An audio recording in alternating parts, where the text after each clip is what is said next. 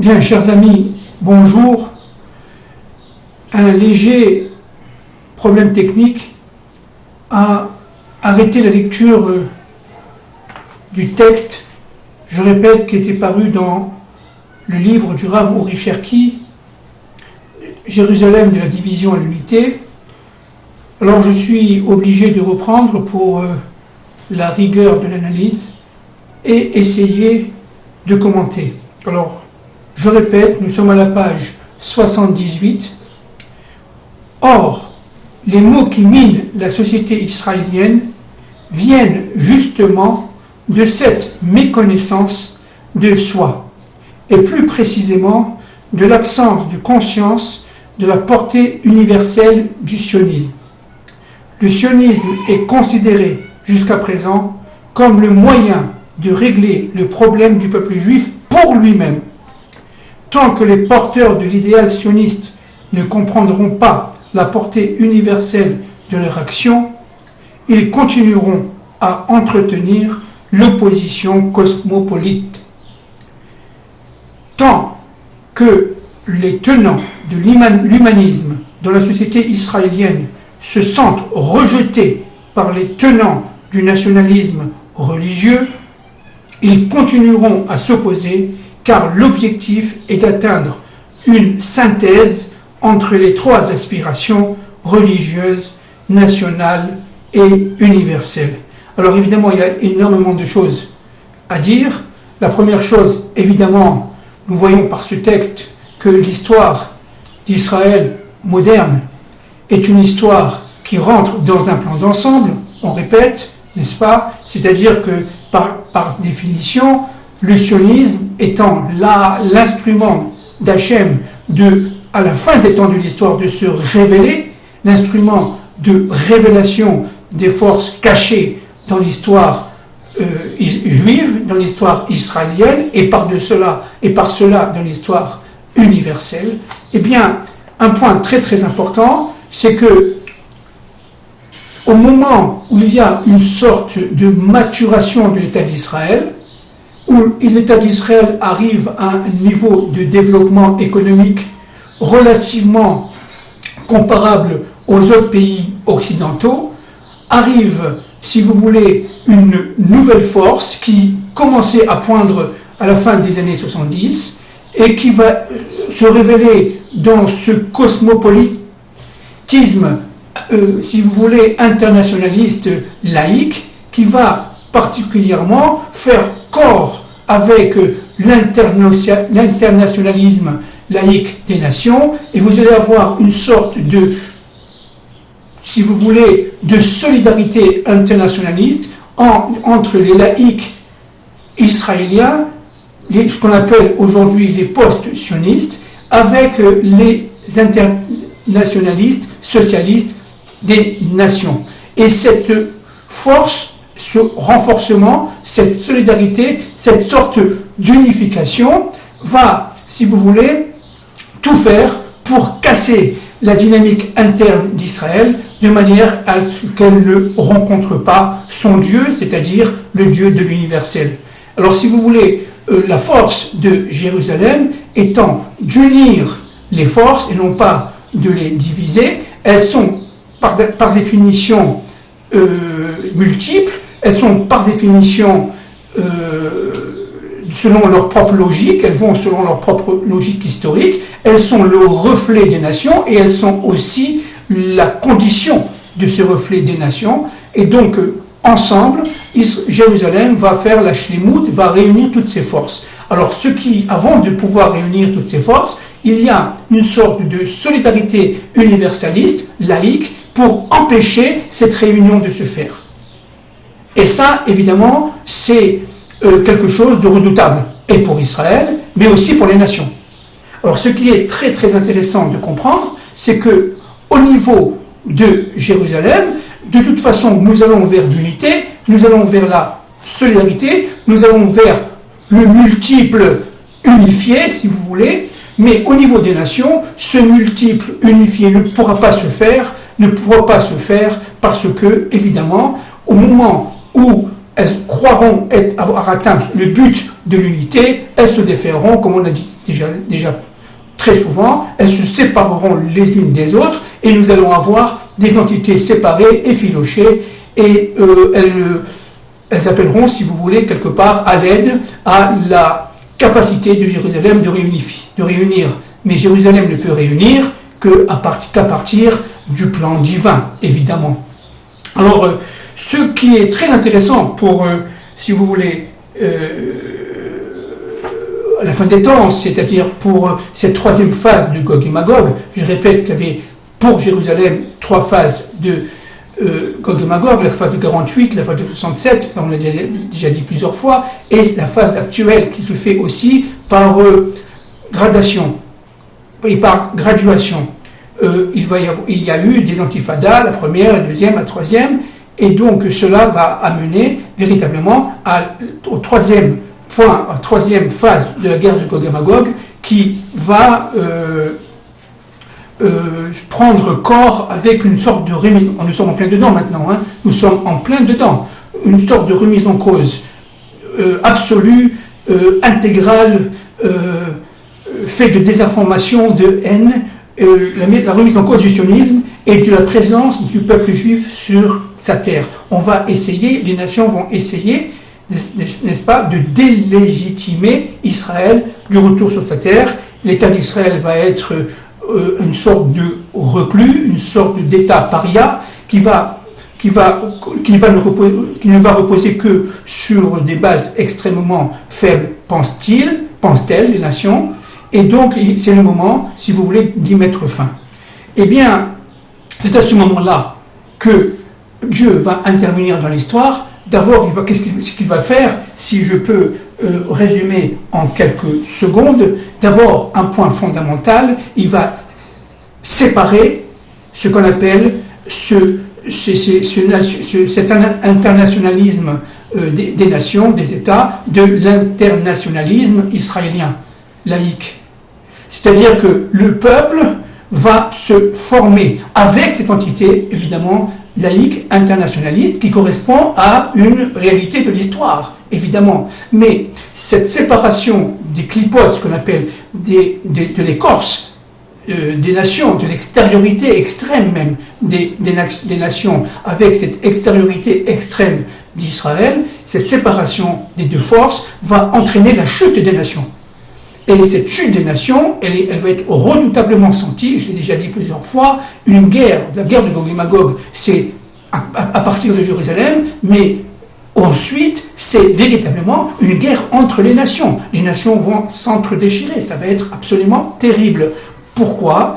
Parce que, tout simplement, Dieu va être obligé, va se sentir obligé de rien du tout, évidemment, mais il va se sentir obligé de retirer l'écorce du fruit des nations, ce fruit-là étant absolument beau, magnifique. Chaque nation a sa raison d'être, chaque nation, elles sont 70, elle a sa fonction, sa mission, chaque mission étant complémentaire à l'autre, etc. Mais il y a des clipotes, il y a des étapes qui sont, j'allais dire, sont devenues des écorces, des clipotes. Une clipa, c'est une écorce. Mais à l'intérieur de l'écorce, vous avez le fruit, et le fruit est magnifique. Alors ce que va faire Dieu, c'est qu'il va enlever les écorces. C'est-à-dire enlever la désinformation, enlever l'obscurité, enlever la haine, enlever l'esprit du gain pour le gain. Toutes les extrêmes, Dieu va les retirer, va les enlever, parce qu'elles sont source de douleur, et elles sont source de haine. Et comment il va le faire ? Parce que c'est pas difficile. En retrouvant son unité, Jérusalem va porter une nouvelle parole. Une parole qui est aujourd'hui évidemment inaudible pour une nation, mais qui lui sera audible en ce temps-là. C'est-à-dire que cette parole, qui est une parole unificatrice, une parole salvatrice, c'est la Torah de la délivrance, qui va permettre aux nations de retrouver chacune selon sa fonction, chacune selon sa spécificité, sa propre essence. L'essence de chaque nation est enfouie en elle. Par exemple, la France, évidemment, ne va pas disparaître en tant que France, puisque c'est une volonté divine, mais l'écorce qui recouvre la France. C'est-à-dire, véritablement, ces médias, cette communication, cette désinformation, cet État qui est de plus en plus fourbe, de plus en plus haineux, qui va aller jusqu'à chercher à détruire et diviser Jérusalem. Quand je dis la France, je peux dire l'Angleterre, je peux dire l'Allemagne, je peux dire les États-Unis, etc. Cet Occident qui entend véritablement tout faire pour empêcher Israël d'être lui-même, eh bien, va s'autodétruire. Pourquoi? Parce que Jérusalem, sous les ordres de Dieu, va, et c'est la ville qui est seule capable de faire ça, va retirer les clipotes, va retirer l'extériorité haineuse de ces nations, et elles vont comprendre. Et enfin, chaque nation va être telle qu'elle-même, c'est-à-dire amoureuse de l'humanité, dans un monde de convivialité, et dans un monde de paix. Et là, c'est véritablement, ça sera la paix du Mashiach. Et ça, c'est le troisième temple. C'est-à-dire que le troisième temple ne peut venir que, d'abord, lorsqu'il y a une sorte d'unification réelle, profonde du peuple d'Israël, y compris en intégrant les laïcs. Je répète, les laïcs sont et font partie du peuple d'Israël, bien entendu. Il nous est à chas v'shalom interdit de séparer le peuple. C'est la volonté divine. Chaque tribu, chaque collectivité, chaque individu représente évidemment un monde, un espace-temps et donc un universel caché qu'il s'agit de renouveler et de révéler, pardon, qu'il s'agit de révéler. Et Jérusalem est la ville des révélations. C'est la ville de la liberté. La liberté ne peut se faire qu'à partir de Jérusalem. Je répète, la véritable liberté ne peut se faire qu'à partir de Jérusalem, parce que Jérusalem a la capacité de retirer l'écorce des nations et de mettre chaque nation nue face à elle-même, c'est-à-dire dans son essence. Et encore une fois, ça c'est absolument formidable, redoutable. Alors ce processus-là, il a commencé, évidemment, il a commencé, de plus en plus de goïms commencent à comprendre que cette haine n'est pas, si vous voulez, elle devient de plus en plus incontrôlable, elle ne vient pas en fait du fin fond des peuples, elles viennent de ces états écorces, de ces états clipotes qu'il faut absolument réparer. Et cette réparation sera évidemment très très douloureuse pour les nations et pour Israël. Évidemment, il va y avoir cette reconstitution de Yerushalayim, de ce cosmopolitisme universel dans Jérusalem, puisque les forces de Jérusalem sont des forces unificatrices. Les forces de Jérusalem sont des forces unificatrices. Alors, je vais citer là un petit texte qui est toujours dans ce livre, n'est-ce pas, à la page 86. L'impossibilité des nations d'échapper à l'état de division et la capacité d'Israël à l'atteindre n'est pas une affirmation arbitraire. Pour bien le comprendre, il faut revenir au point initial. Yerushalayim n'est pas seulement le vecteur de l'unité du peuple d'Israël, mais le point de dépassement de toutes les limitations de l'homme, le lieu de la liberté au-delà du temps, de l'espace et du psychique individuel et collectif. Nous l'avons déjà dit, ça c'est très très important. Jérusalem a la capacité de nous dépasser, l'ordre de l'espace et l'ordre du temps. L'espace-temps est dépassé à Jérusalem. On ne peut comprendre l'essence interne, individuelle et collective que lorsque on a dépassé, intégré, c'est plus juste de dire intégrer l'espace-temps.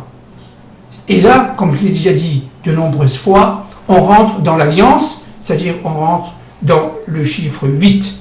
Or, la prise de conscience de la liberté permet l'espoir de réaliser l'unité des valeurs. Celle-ci se concrétise au départ par l'unité des différentes facettes de l'identité des tribus d'Israël et à travers elle, celle des différentes manières d'être homme. Ça, c'est très très important, dont nous nous sommes imprégnés pendant nos exils parmi les nations. C'est très important. Nous avons, entre autres, évidemment, entre autres, été, nous, le peuple juif, en exil pour vivre dans notre chair les différentes identités, réalités, des manières, de chacune des manières d'être homme. Nous avons été, à un moment donné, français, allemands, américains, etc. Et cela selon les périodes. Et donc, nous avons, dans notre chair, dans notre vécu, dans notre réalisation, nous avons, si vous voulez, la capacité de comprendre l'autre. Parce que ce qu'est, en fait, le plan de Dieu, et là je cite, page 87, c'est réussir l'existence d'un autre que Dieu. Et ça, c'est très important. Akadosh Baruch Hu il a besoin de rien du tout, évidemment, mais au niveau humain, il a besoin, entre guillemets, d'un associé. Et pour avoir cet associé, il faut que l'associé fasse l'union à l'intérieur de lui-même de son extériorité féminine et de son intériorité masculine, de la bina et de la chorma, pour avoir la connaissance, c'est-à-dire pour avoir le da'at. Et Jérusalem, réunifiée, avec son peuple réunifié, va permettre à chacun d'entre nous, à chaque manière, comme disait mon maître Manitou, le Rav Ashkenazi, Zichrono Tzadik Libracha, à chaque manière d'être homme. Et donc, chaque manière d'être homme, non juif, va être révélée à partir de Jérusalem, par ce microcosme, par cet échantillon, si vous voulez, humain, qui va permettre, à partir donc de Jérusalem, de révéler l'intériorité des nations, l'intériorité des êtres, de chaque manière d'être homme. Il y a donc une infinité de manières d'être homme, mais chacune étant reliée à l'autre, et cette liaison entre ces différentes manières d'être homme forment ce qu'on appelle Adam Arishon, c'est-à-dire l'être universel. Ça, c'est très très très important. Et ce n'est que lorsque l'être universel sera formé, comme une entité unie, que enfin, Baruch Hashem, grâce à Dieu, le Dieu un qui est enfui en nous, qui est caché en nous, intériorité et collectivité d'Israël, va pouvoir se révéler à travers Israël au monde. Et c'est ça l'enjeu.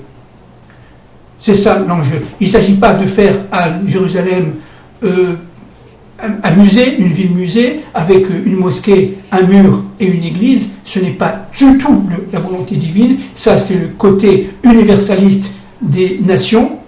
Ça ne se fera pas, parce que ce n'est pas ça la volonté de Dieu. Jérusalem devient universelle, une ville universelle, effectivement, essentiellement, lorsqu'elle sera capable de porter la parole de Dieu sur terre. Et pour cela, il faut qu'elle s'unisse, qu'elle soit unifiée. Et c'est cette parole de Dieu sur terre qui va permettre tout simplement à l'humanité de comprendre qui elle est, chacun selon son niveau, chacun selon son essence, chacun selon son individualisme, et chacun selon sa collectivité. Il n'y a pas une nation, mais il y a des nations. Maintenant, un point fondamental pour finir, grâce à Jérusalem, il va y avoir donc l'unification après malheureusement la guerre de Gog et Magog, qui est la troisième partie de la guerre de Gog et Magog, et nous sommes malheureusement ou heureusement à la veille, nous sommes heureusement, malheureusement à la veille de cette partie, et cette partie de Gog et Magog va particulièrement mettre l'humanité en grande souffrance, et cette grande souffrance va être, si vous voulez, libératrice de forces essentielles, de forces morales absolument naturelles, qui fait que le peuple, l'humanité, va être une avec son Dieu à travers Israël. Alors ce qui est très intéressant, pour finir, c'est que Israël, étant le microcosme du monde, eh bien, porte en lui tout cet universel. Et donc, les 70 nations vont se reconstituer à l'intérieur de l'unité d'Israël. C'est-à-dire 70 plus 1 plus 1, 70 nations plus 1 Israël plus 1 Kadosh Baruch Hu. Il va y avoir d'abord 70 qui vont s'inclure dans le Aleph, dans l'unité d'Israël, et cette unité d'Israël va s'inclure dans l'unité de Dieu. Et c'est comme ça que Dieu va pouvoir parler aux nations. Je répète, ça c'est très très important.